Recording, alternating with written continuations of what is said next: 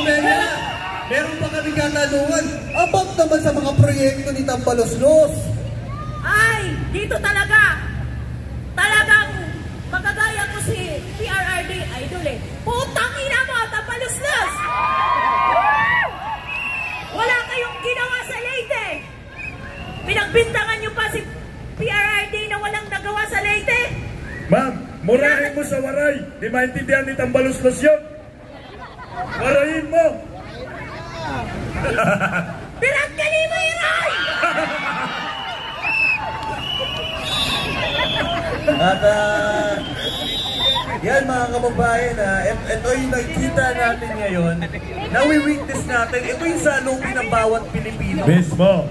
Isipin mo, Bisda ka, kung one time, big time, magkaisa ang mga Pilipino, mamulat sila, lahat magtipon-tipon, magsama-sama at puntahan yung mga Malacanang, kinabukasan, bago na ang buhay ng bawat Pilipino.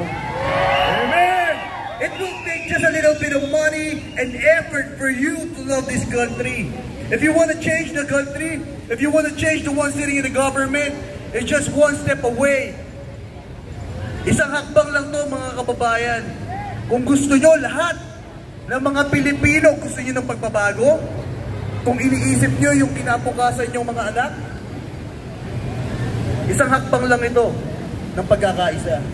Lahat ba na nandito ay dismayado na kay Dayunyar? Sigurado kayo? Sigaw tayo! BBM resign! BBM resign! BBM resign! BBM resign!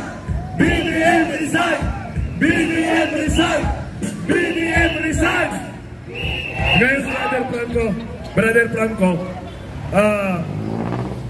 tanungin natin sila kung bakit nandito ho sila. Ano ba ang saloobin nila? Unahin natin, Brother Franco, sa mga political vlogger. Count din na. Sige. Okay. Alam ko lahat ng mga political vlogger na nandito ay mayroong mga prinsipyo at ipinaglalaban. Unahin ko na ho si JM Vlogs NC Covers. Nasaan ba? Ayan, dito na tayo. Balang, dito muna. Isa lang, isang tanong lang, isang sagot din ho. Okay, isang tanong sa'yo, isang tanong sa akin. Correct. Okay, sige, para patas ang laban. Okay, walang excuse. Walang excuse. Okay. Siya po ay political vlogger, voluntaryo pumupunta. Ano ba ang inyong layunin? Bakit nandito? Huwag masyadong habaan, maiksi lang, hanggang baklaran lang. Kaya siyempre, sabi na siyempre nandito tayo para supportahan natin ang mga siyempre yung mga maisog, yan. Hindi para sa atin, para sa ating lahat to, para sa sambayan ng Pilipino. Yung pinaglalaban natin, hindi lang sa iisa, para sa lahatan na to.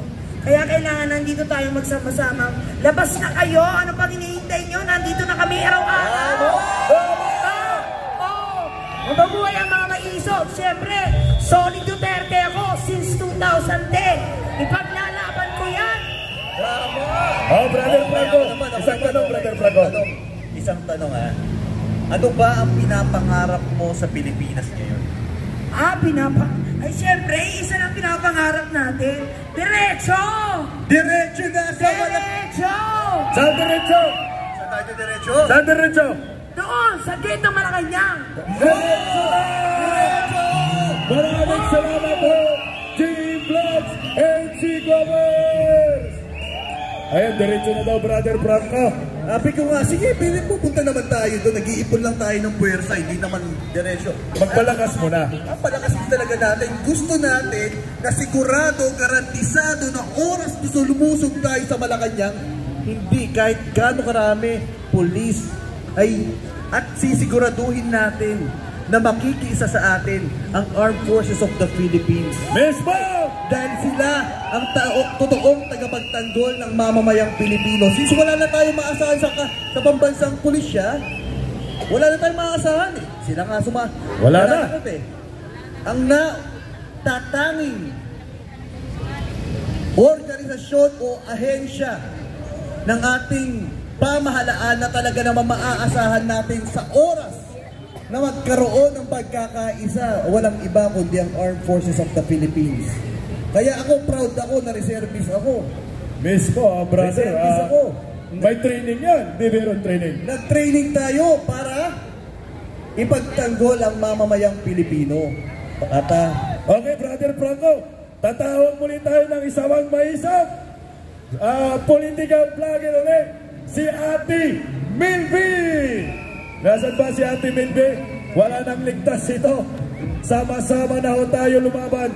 Hoy, ito ha, si Ate Milby. Ganyan po ang matapang.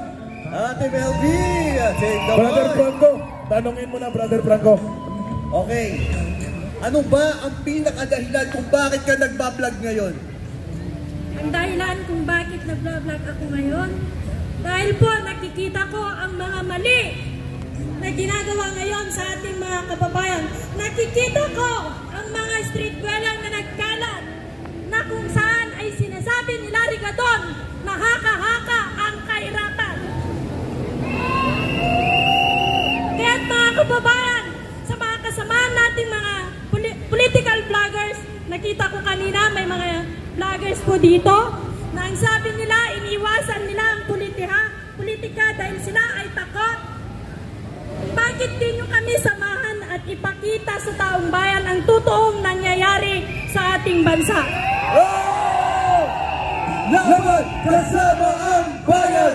Laban kasama ang bayan! Laban kasama ang bayan! Laban kasama ang bayan! Laban kasama ang bayan! Maraming salamat, Ate Milby. Pasubscribe nyo yung mga political vlogger. Maraming salamat daw sa inyo. Parami na nagmamahal sa ating bansang Pilipinas. At labanan po natin itong gobyernong walang malasakit. Mix na natawagin po nating matapang. Ako, matapang rin yung isa. Bisaya, Jundi. Easy Bigotelio. Hoy, labas na matapang. Matapang na political vlogger. Maisog. Tama, maisog. Nandun o, ang layo ng government. O may dalawang kamera. Okay. Easy Bigotelio. Bigotelio talaga totoo. Ayan o. Damay-damay na to. Brother Franco, tanongin mo na. Okay. Brother, ang katanungan mo, sige, ihirit pa, wala pa akong question. Sige, bitaw muna. Banat! Isa na po banatan. Maulan na gabi sa tuwang tanan, mga Bisaya. Magandang gabi sa mga Tagalog na hindi makaintindi ng Bisaya. Tanong para masagot. Okay, unang katanungan. Gaano kahalaga ang pagbablog mo ngayon? Mahalaga? Talagang mahalaga? Dating sinusuportahan, ngayon hindi na. Utang ina. Wala nang intro-intro. Utang ina, bumaba ka na nyo. Litsi ka? Damay-damay na to. Bumaba ka na para hindi ka na namin kalat ka rin dyan sa Malacanang. Binubuto ka ng taong bayan. Ngayon binalahura mo na yung taong bayan. Ano ka? Swerte ka? Makalatkad ka talaga dyan, Yor, pag hindi ka bumababa. Asahan mo yan. Putang ina talaga, oh. Parang ito rin yung si Tore.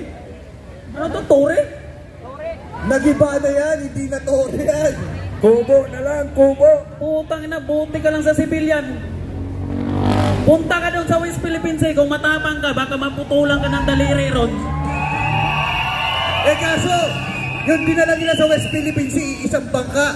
Pero yung dinala nila sa KOJC ng mga misyonaryo ay 3,000 mahigit na kapulisan. Yun na nga eh.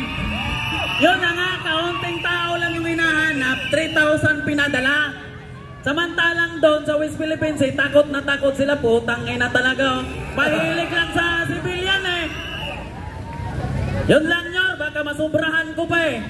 Maraming salamat, Easy Bigotelio! Grabe, yan ang tunay na matapang. Next!